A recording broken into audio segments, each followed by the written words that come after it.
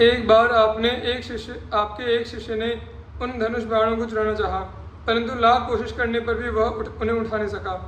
तब वह अपने करने में बहुत लज्जित हुआ और प्रातःकाल आपके चरणों में प्रणाम कर अपने हृदय की दुर्भावना और धनुष के चमत्कार सब इनसे निवेदन किया और क्षमा मांगी। आपने कहा कि तुम चोरी की नियत से उन्हें उठाना चाहते थे, इसलिए वे नहीं उठे। अब जाकर सद्भाव पूर्वक उठाओ तो वे फूल की भांति उठ जाएंगे। आपके कहने पर शिष्य ने सद्भाव पूर्वक धनुष का स्पर्श किया और सचमुच वह फूल की भांति उठ गया। श्री क्षेम गोसाई जी महाराज की श्री सीताराम जी में अनन्य निष्ठा थी। किसी अन्य देवी देवता की सेवा पूजा किया उससे कोई सहायता लेना भी उन्हें स्वीकार नहीं था। आप प्रायः कहा करते थे, बने तो रघुबर ते बने बिगड़े कई बिगड़े भरपूर, तुलसी बने जो और ते ता बनी बे में धूर। एक बार श्री हनुमान जी ने इनकी अनन्यता की परीक्षा लेने के लिए एक अवधूत का वेश धारण किया और भैरव की एक सुवर्ण प्रतिमा लेकर इनके पास आए और बोले, महाराज जी आप इस प्रतिमा को रख लीजिए। जब आपको धन की आवश्यकता हो तो इसके हाथ पैर काट लीजिएगा और उन्हें विक्रय करने धन की प्राप्ति कर लीजिएगा। इसके हाथ पैर पुनः आपके अपने आप उत्पन्न हो जाएंगे। यह कहकर उन अवधूत वेशधारी श्री हनुमान जी ने उस प्रतिमा का आपको चमत्कार भी दिखलाया। सोने का वहाँ ढेर लग गया। अवधूत ने कहा, आप इसे रख लीजिए। इस पर आपने मना करते हुए कहा कि मुझे सोना या धन की आवश्यकता होगी तो मैं अपने राघवेंद्र सरकार से मांग लूँगा। किसी यक्ष या भैरव मूर्ति से मैं सुवर्ण की आशा क्यों करूँ। अवधूत ने कहा, रख लीजिए, आपकी कुटी में किसी कोने में पड़ी रहेगी। आपने कहा, जब मुझे इसकी आवश्यकता नहीं है तो मैं ऐसी व्यर्थ वस्तुओं का क्यों संग्रह करूं। अवधूत ने कहा, इस मूर्ति से प्राप्त धन से आप संत सेवा कर सकते हैं। आखिर संत सेवा के लिए भी तो धन की आवश्यकता होती ही है। इस प्रकार अवधूत द्वारा बार बार तर्क करने और मूर्ति रखने का आग्रह करने से आप उद्विग्न हो उठे और एक डंडा लेकर यह कहते हुए मारने दौड़े कि तू कौन कपटी है जो मुझे मेरी निष्ठा से डिगाना चाहता है। भाग जाए यहाँ से, नहीं तो मारकर कचूमर निकाल दूंगा।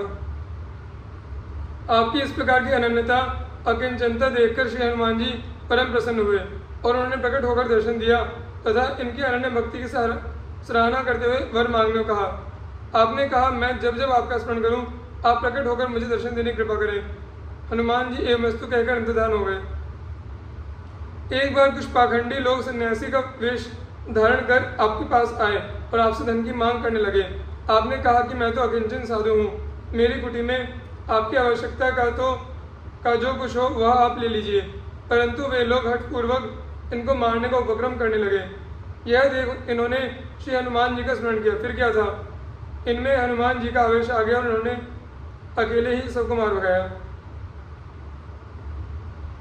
श्री विठल दास जी, तिलक दाम सो पीति गुणई गुण अंतर धार्यो, भक्तन को उत्कर्ष जन्म भरी रसन उचार्यो, सरल हृदय संतोष जहाँ तहाँ पर उपकारी, उत्सव में सुत दान कियो क्रम दुष्कर भारी, हरि गोविंद जय जय गोविंद गिरा सदा आनंद दा, बिठल दास माथुर मुकुट भयो अमानी मानदा। श्री विठल दास जी मथुरा के चतुर्वेदी ब्राह्मणों में सिरमौर हुए। आप स्वयं सर्वथा अभिमान शून्य रहते हुए दूसरों को सम्मान देते थे। वैष्णवता के प्रतीक ऊर्ध्व पुंड्र, तिलक, श्री तुलसी की कंठी माला आदि से आप अत्यंत प्रेम करते थे तथा सब में गुण ही गुण देखते थे एवं सबके अवगुणों पर दृष्टिपात न करके सभी गुणों को हृदय में धारण करते थे। आपने जीवन भर भक्तों की ही महिमा का जिह्वा से गान किया। आप परम सरल हृदय तथा संतोषी थे एवं सदा सर्वत्र परोपकार में रहा करते थे। आपने भगवान के उत्सव में पुत्र दान रूपी अत्यंत महान कर्म किया जो औरों के लिए असंभव है। आपके जिह्वा से सदा सर्वदा हरि गोविंद जय जय गोविंद का उच्चारण होता रहता था, जिसे सुनकर सबको परमानंद प्राप्त होता था। श्री विठल दास जी से संबंधित विशेष विवरण इस प्रकार है। मथुरापुरी के चतुर्वेदी ब्राह्मणों में दो ब्राह्मण भाई उदयपुर के राणा के पुरोहित थे। एक बार धन के बंटवारे को लेकर दोनों भाई आपस में लड़कर मर गए। उन्हीं में से एक के पुत्र श्री विठल दास जी थे। ये बचपन से ही भगवान को हृदय में बसाए हुए थे। एक दिन सभा में राणा साहब ने कहा, पिता के मरने के बाद वह ब्राह्मण कुमार कभी भी सभा में नहीं आता है, उसे शीघ्र बुला लाओ। राज कर्मचारियों ने आकर श्री विठल दास जी से कहा कि चलो, राणा साहब तुम्हारे सब मनोरथ पूर्ण कर देंगे। तब उन्होंने कहा कि भगवत कृपा से मेरे सब मनोरथ पूर्ण हो गए हैं, अतः अब तो मैं एकमात्र भगवत भजन को छोड़कर और कहीं आना जाना नहीं चाहता। कर्मचारियों ने इनका संदेश राजा को सुनाया। राजा ने इन्हें पुनः यह कहकर बुलवाया और प्रार्थना की कि आज रात्रि में भगवान नाम संकीर्तन पूर्वक जागरण हमारे यहाँ हो। श्री विठल दास जी साधुओं को साथ लेकर राणा साहब के यहाँ पहुँचे। इनके प्रेम की परीक्षा करने के लिए राणा ने कुछ दुष्टों के बहकावे में आकर जागरण के लिए महल की तीसरी मंजिल की छत पर बिछौना बिछवाया। सभी लोग प्रेमपूर्वक कीर्तन तथा नृत्य करने लगे। नाचते गाते श्री विठल दास जी को प्रेमावेश आया तो ये बेसुध होकर नृत्य करते हुए छत पर से गिरकर नीचे पृथ्वी पर आ पड़े। यह देखकर राणा का मुंह एकदम उदास हो गया। वह दुष्टों को गाली देने लगा कि इनके कहने से ही मैंने ऐसा किया और फलस्वरूप इतना महान अनर्थ हो गया। साधु लोग श्री विठल दास जी को गोद में उठाकर घर ले आए।